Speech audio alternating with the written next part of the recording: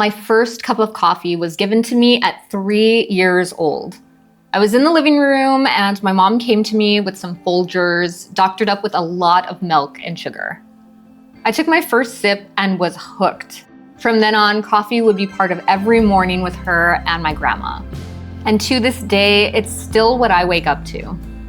If you're like me, it isn't just about taste. There's a whole ritual to it that makes it easier to get out of bed in the morning. So today, let's talk about why coffee is more than just a drink. Why people have been fascinated with it for centuries, and how it can even be considered part of our identities. So there's actually some mythology around the origins of coffee. Going back as far as 1671, there's a story about an Ethiopian goat herder who stumbles upon the coffee plant. Depending on who you hear this tale from, the goats eat the plant's red and yellow berries, started dancing, and were just really bouncing off the walls. And then the goat herder tried the fruit too and was fascinated by how he and his animals felt. So of course, the goat herder wants to know what the heck this plant is and what it's all about, and decides to go to the local monastery to see if they have answers. From there, the story has a few different endings, but here are a couple. Number one, the people of the monastery turn it into a drink and find out that evening prayer is a bit more energetic on caffeine. And two, they declare that the beans are a work of evil temptation. They throw it into the fire only to discover that coffee smells freaking amazing when it's roasted. So they frantically save the beans from the flames and proceed to drink it, I guess. So my takeaway from all of this is that coffee has always presented a bit of mystery. So much so that we have this whole mythology about it from the 15th century. And today we see it as something that revives us, helps us be more alert and more productive so that we can focus throughout the day. We've also created a whole alchemy around preparing our coffee. There are distinctive roasts, kinds of beans, machines, temperatures, milks, pastries, and other pairings. It's both a ritual and a coping mechanism. Like I said, I start every day with a cup of coffee. It is like a carrot to get me out of bed in the morning.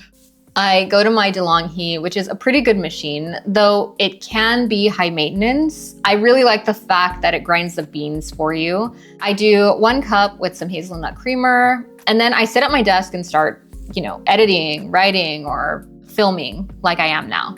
And this ritual is important because it gives me a sense of stability in my day. And as humans, we really like knowing what's going to happen next. It just really goes back to evolutionary times and feeling a sense of safety. Now, throughout the day, sometimes I won't drink the last bit of coffee in my cup. I'll just sort of have it there to look at. And that gives me something to sort of look forward to, especially on days when it's just so hectic and so busy. That really just goes back to when I started freelancing and was just working to the point of burnout, which I do not recommend. I would be up at like 3 a.m. trying to book someone in Scotland or something like that. Or I would be, just working from the moment I got up to the moment I went to sleep. Having that coffee there was sort of a coping mechanism for me. Even when I, would have my meals and things like that, and I would feel kind of sluggish, I'd be like, okay, but I can get some coffee and just keep going. It's really funny because it's sort of like a loyal friend.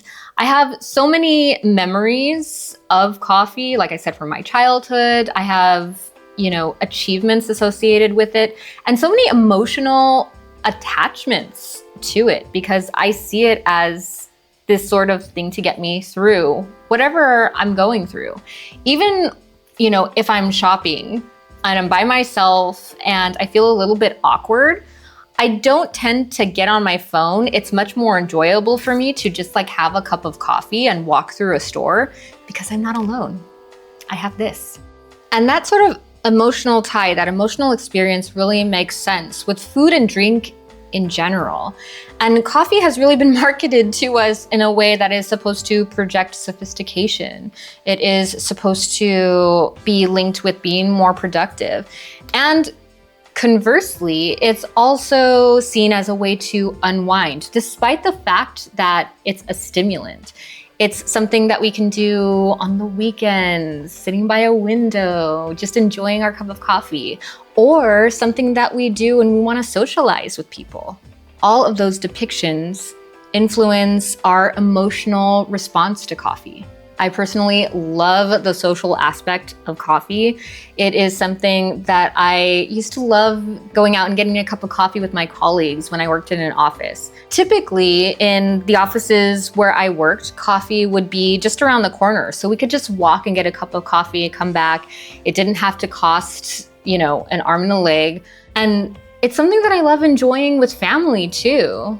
Oftentimes on like a Sunday, I'll go out with my dad, my brother, and my sister, and we'll go to Orange County and get coffee because there's a lot of amazing Vietnamese coffee shops out there. My dad is 80, so he has a lot of stories, a lot of wisdom to impart, and I just get to sit there, ask questions, and listen and learn things. I get to catch up with my brother and sister on what they're doing, and I also love having coffee with my mom. That's just sort of our thing because we both love it so much. We can sit and have coffee and just chat, discuss things, and just engage in very deep conversation.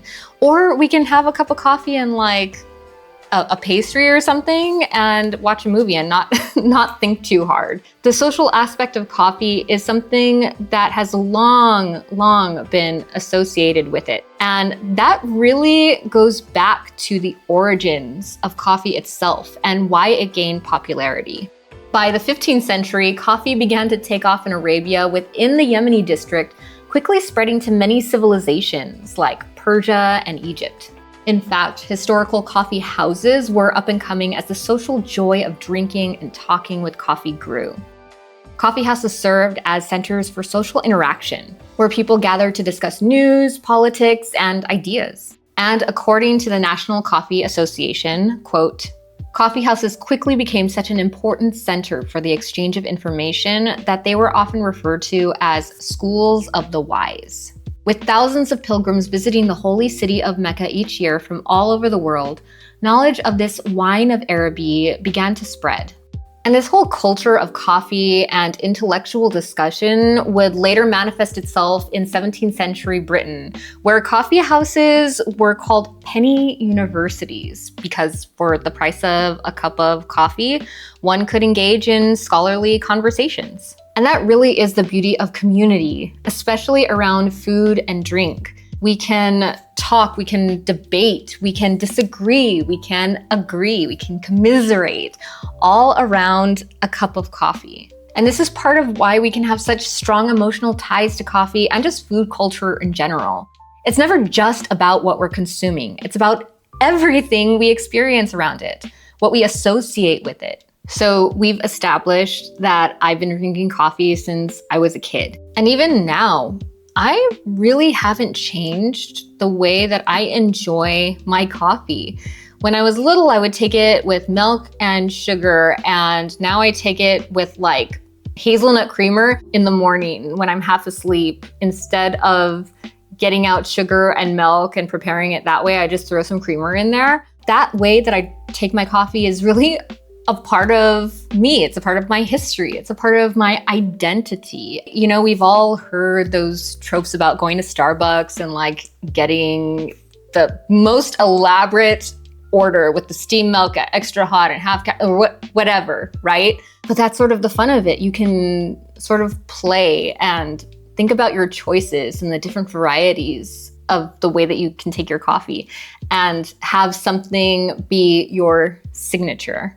And in thinking about the whole identity aspect of coffee, I came across this article in Cold Tea Collective from 2018. It's an opinion article by the writer Doug Wong. And it was about the then rising popularity of coffee culture with North American Asian millennials. Wong writes about the nuances that he has felt as an Asian in North America, where there's this idea of community, but there's also the idea of being independent, and how coffee can really signify that when we drink it. It signifies those two ideas coming together.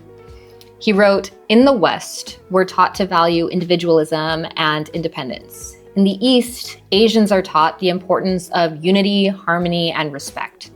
I grew up in Canada learning to balance both cultures. The cups of coffee act like a force that brings people together rather than separate them. Those cups somehow represent our uniqueness, while also recognizing our differences." Now, this article has definitely an anecdotal take. It's one person's experience, but my takeaway from this is that there is an actual duality to the Asian North American experience. Shocker. You know what I mean? Like, there is this whole thing in Asian culture about community and thinking about what is best for everyone. And then being in North American culture, where it's all about the individual. It's all about what is best for you as a single person and how can you get to your individual goals. And sometimes there's a huge tug of war with that. He talks about how coffee signifies this experience, because what you do when you drink tea is you all drink from the same pot. It's very communal. When you have coffee, you're still being in community with other people. You're still being social, but you get to take your coffee the way that you want. So there's duality. And as someone who has an Asian background and also a Hispanic background, I relate to this a lot because I think about other people within my own family, my friends. Community is really at the forefront of everything I do. What I do affects other people, and I'm constantly thinking about that. Even as I make this video, I'm thinking about how my words will affect other people. And I'm from LA, I'm from the United States, and a lot of times that thinking has conflicted with what I have been told. Just growing up here, it's, like, how do you get what you want? How do you become successful in your own right? How can you as an individual thrive and be independent and not need anything from anybody else? And I'm not saying that either one of those two things is right or wrong. There's a lot of stuff. There's like a lot of nuance to both of those ideas, right? And there are things that can really drag you down in both of those ideas. If you think that you can pull yourself up by your bootstraps every single time without any help, you're not going to get to where you want to go maybe as easily as if you have community. Conversely, maybe if you have community, you're not going to want to leave that community, even if it's toxic, even if it's to your own detriment, right? There are so many different reasons why something can be wonderful and why something can be hurtful. And I thought that was really interesting because there is definitely a cultural component to whatever we drink, to whatever we eat, right? That's why it's so important to us. So I just wanted to throw that out there. And I also wanted to talk a little bit about my own culture and how coffee has been a part of my own identity. And hopefully it will help you think about how coffee or tea or whatever you like to eat or drink is part of your identity, and we'll celebrate that. So the way I drink my coffee is definitely a reflection of my grandma's culture. And she was ethnically Spanish, but she grew up in Guatemala. And she grew up in the capital there. She came here to the US when she was 26. And so much of Guatemala City is infused in my grandma and the way that she was. I was wondering a few years ago, why was I given coffee so young? After some Googling and just asking different people, I found that kids in Guatemala often will drink coffee with milk and sugar. I'm not 100% sold on this just because I didn't grow up there, but can you let me know in the comments if you experience this? Or maybe you're just from a different part of the world and as a kid you grew up drinking coffee. Can you talk about your experience doing that. Like I can't be the only one. I cannot be the only person who grew up drinking coffee. So just let me know in the comments if you grew up drinking coffee and if that is part of your culture.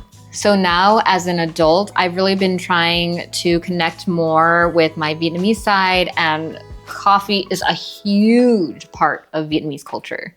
I bought a phin, which is what I will sometimes brew my coffee with when I want to make it into a whole moment. Basically, you have your filter and something underneath to catch the coffee. I just use a Pyrex cup, but there are glass carafes that you can buy that fit this particular filter, which I will link in the description box.